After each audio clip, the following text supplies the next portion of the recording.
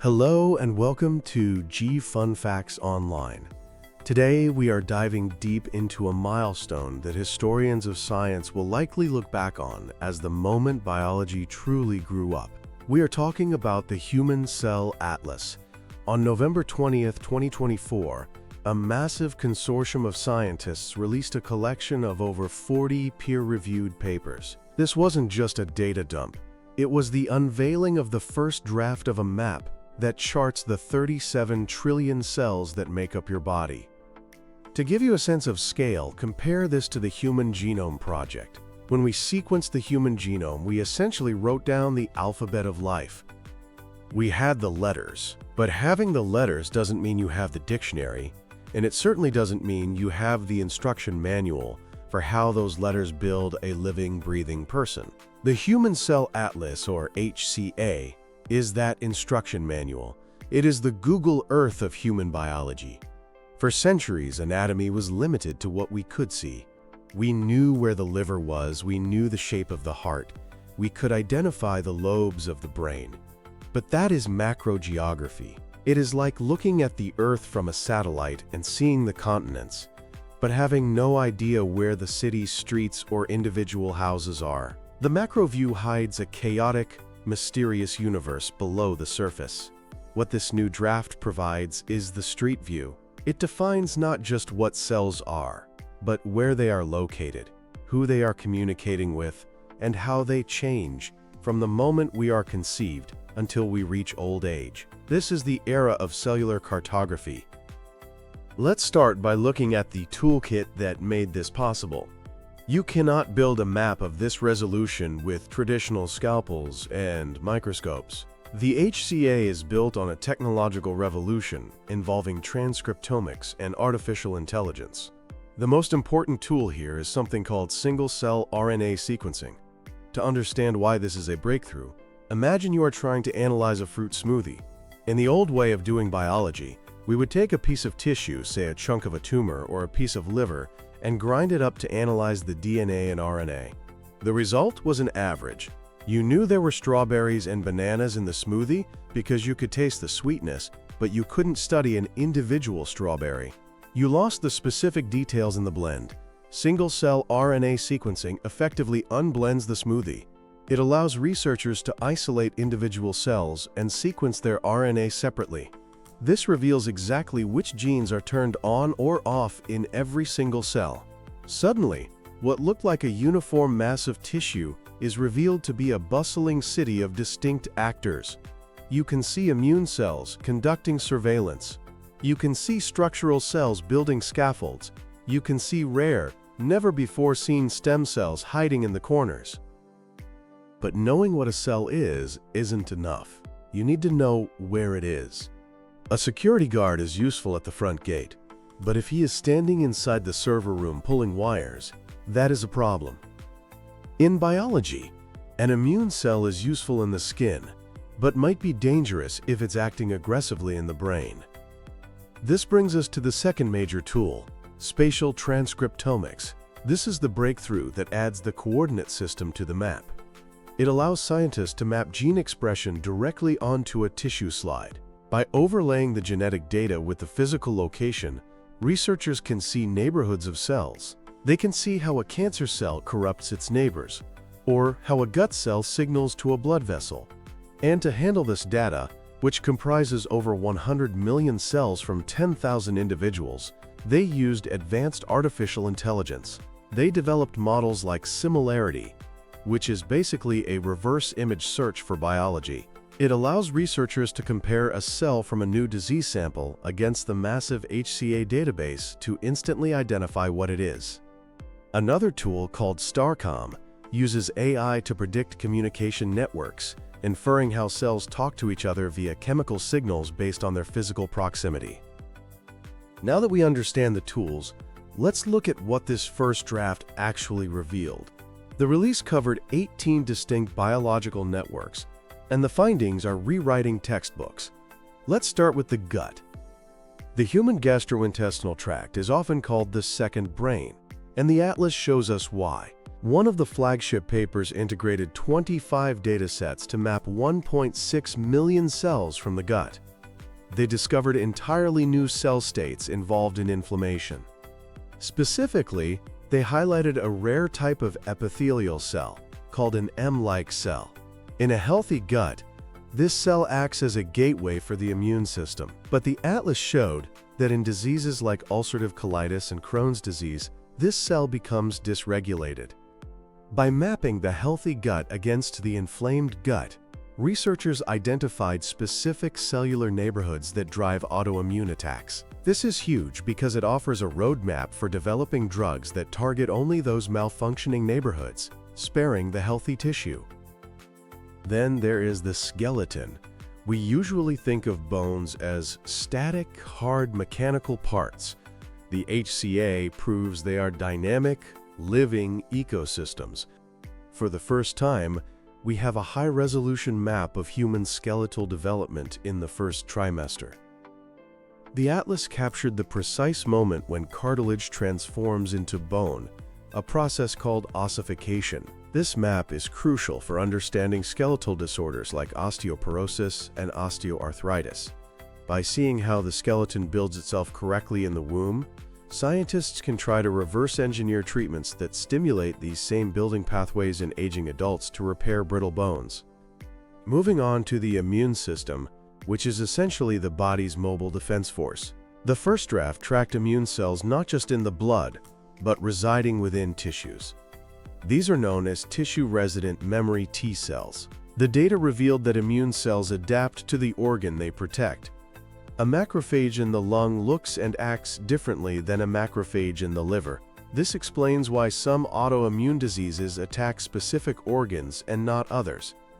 It also provides the coordinates for cancer immunotherapy. It helps scientists understand why some tumors exclude immune cells, creating what we call cold tumors, and how we might engineer T cells that can breach these defenses.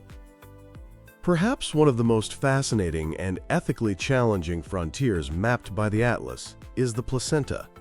The maternal-fetal interface is a biological paradox. The fetus is genetically distinct from the mother, so technically, the mother's immune system should attack it like a foreign invader.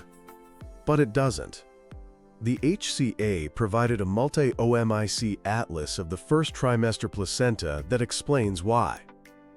It mapped the invasion of the uterus by placental cells, identifying the intricate peace treaty negotiated between the mother's immune system and the foreign cells of the fetus. This data is a goldmine for understanding preeclampsia and unexplained infertility.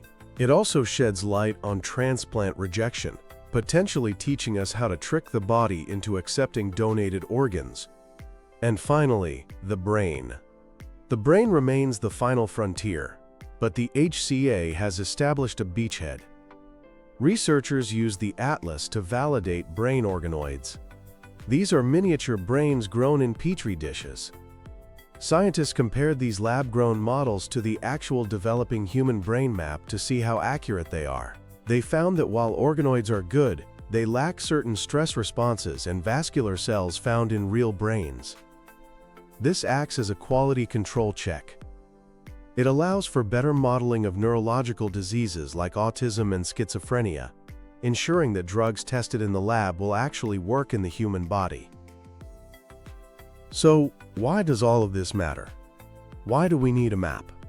The answer is simple. You cannot fix what you do not understand. The transition from cellular cartography to precision medicine is already underway. In oncology, we are moving away from broad labels like lung cancer. Cancer is essentially a disease of identity theft. Cells forget who they are and start growing uncontrollably. The HCA allows doctors to compare a patient's tumor cells against the healthy reference of the atlas. Instead of a generic diagnosis, we can now identify a carcinoma driven by a semi-differentiated basal cell state that is mimicking a wound healing program. The atlas also reveals rare subpopulations of cells within a tumor that might survive chemotherapy.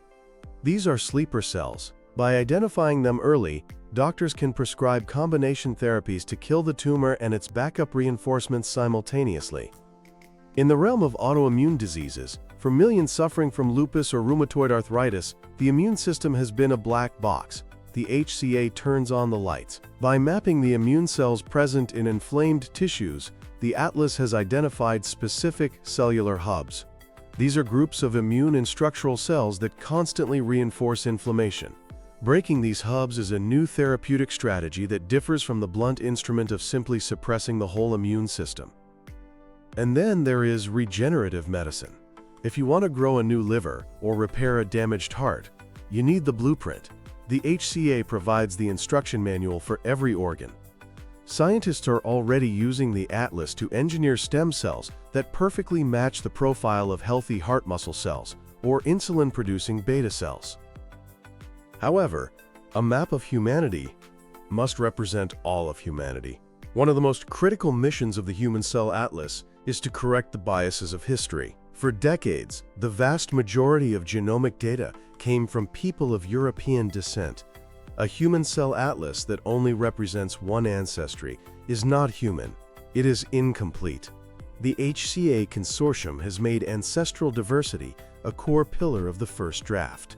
The project spans 102 countries, with active collection centers in Africa, Latin America, and Asia.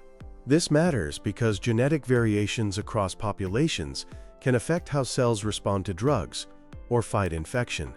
For example, immune responses to malaria or tuberculosis vary significantly across populations.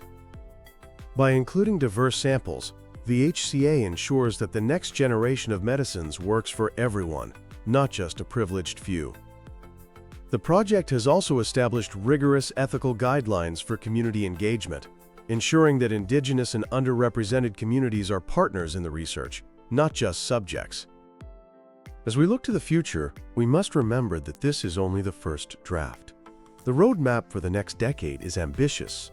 The current atlas is largely a snapshot in time. The next phase aims to map the fourth dimension, time itself. This aging atlas would track how cellular neighborhoods change as we get older. It could reveal the cellular tipping points that lead to frailty and cognitive decline, potentially unlocking the secrets to extending our health span. Furthermore, while we have spatial data, the goal is to create a fully navigable 3D virtual reality model of the human body. Imagine a surgeon putting on a VR headset to fly through a patient's specific organ anatomy before surgery, seeing the cellular composition of the tissue they are about to cut. And finally, scale. The first draft covers 100 million cells. The final atlas aims to cover billions, capturing the rarest cell types that exist in only a handful of locations in the body. To conclude, the publication of the first draft of the Human Cell Atlas is comparable to the invention of the telescope. Before the telescope, we looked at the stars and saw points of light.